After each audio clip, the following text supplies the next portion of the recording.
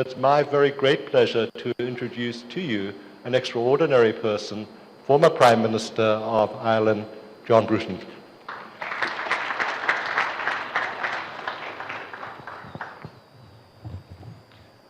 Your Excellency, the Governor, ladies and gentlemen, one of the most important ingredients of democracy is free speech.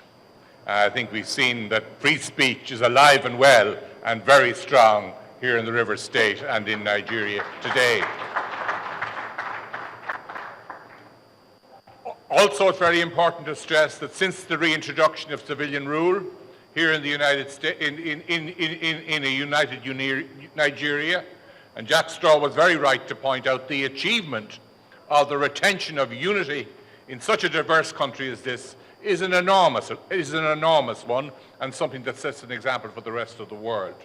But since the reintroduction of civilian rule in Nigeria, you have seen tremendous advance in the area of telecommunications, liberalisation of the energy market, the passage hopefully soon of the Petroleum Act will, I think, be of enormous importance in ensuring that the resources that belong to the people of Nigeria are spent for the benefit of all the people of Nigeria and don't find themselves find their way into bank accounts, wherever those bank accounts may be. Also, I think it's very important to recognise the talent of the people of this country. I was quite struck to read a statistic as I prepared to come to speak here about the fact that there are something in the region of 3 million Nigerians living in North America, of whom 115,000 are qualified medical practitioners and 174,000 are qualified information technology practitioners. If Nigeria could find a way to attract all that talent back into this country and to encourage them, as we in Ireland have done, to bring foreign direct investment with them back to their home country, I think you would have a much more prosperous, a much more equal country than you have today. But the very thing that attracts foreign direct investment is what makes a democracy strong. The stronger you make your democracy, the more foreign direct investment you will attract. And I'm well aware from reading about this country that there is a substantial need for foreign direct investment in your electricity distribution network, in your roads, in your rail system, and in all of your infrastructure.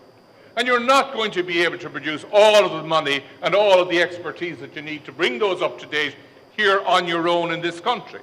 You need foreign resources to come into this country to invest in the improvement of the lives and the infrastructure of this country.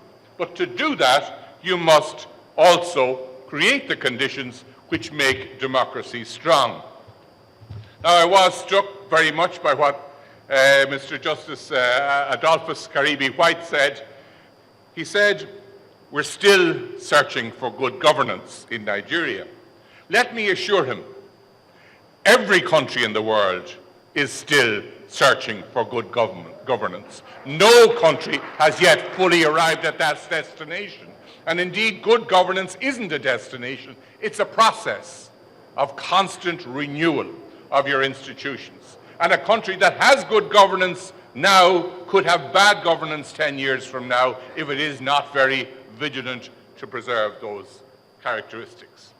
The characteristics, and I want to go through these in my address, that I would regard as important in terms of providing a foundation for democracy in this or in any country. The rule of law, mutual tolerance, a shared loyalty of some kind, obviously, fair elections, strong and disciplined political parties, politicians who are close to their electors, who identify with and understand the pain and the feelings of loss that their electors frequently feel, good economic conditions, and of course, a strong stance against corruption. I'm going to say something briefly about all of those characteristics which I would regard as important and which I think you would also regard as being important because they've been mentioned already in the talks that we've been having since the beginning of today's session. First of all, the rule of law is fundamental. In fact, you cannot have democracy unless you first have the rule of law. Because without an independent judiciary, you cannot have fair elections. Without an independent judiciary, you have nobody to appeal to and nobody to hand down sanctions if the rules are broken. So having an independent judiciary comes first. And I think the experience of, one of the oldest democracy in the world, the United Kingdom, of which Jack spoke, the experience there is that the independence of the judiciary came before one reached a situation where you had, for example, universal suffrage and everybody having a vote. And it was only by having an independent judiciary that you were able to ensure that the disciplines were maintained. Secondly, I think if you're to have the rule of law and an independent judiciary, you also must have an independent public prosecuting service. If you look at what's wrong in Ukraine today, what's wrong is not that there is not a system of law, but that justice is selective. People who are in opposition tend to be prosecuted. People who are in government or who are close to the system of government tend to escape prosecution. You must have a system of public prosecution at every level which is independent of politics and indeed which does not court popularity. There are some forms of offender where it's very attractive to public opinion to see them being pursued to the courts. There are crimes that are unpopular. There are also some types of criminal who are frequently treated as if they were some sort of Robin Hood, somebody whom you can give a large margin of maneuver to because, well, they're nice guys or they have charisma or whatever.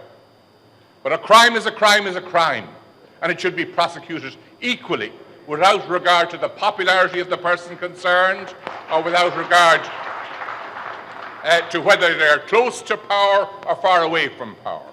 So keeping the prosecution service independent of politics and keeping the judicial system independent of politics are crucial if one is to have a functioning and strong democracy.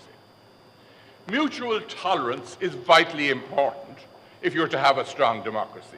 And mutual tolerance frequently means that when you're defeated in an election, you should accept that you've been defeated and come around and fight the next time.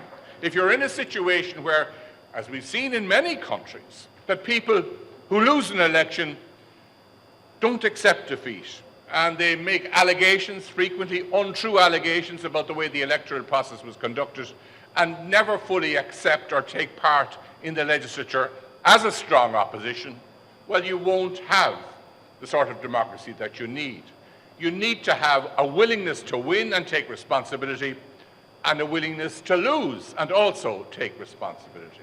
And that requires mutual tolerance. It requires loyalty to a common ideal, to a common sense of the state, a common sense of a shared future, no matter what your political opinions may be.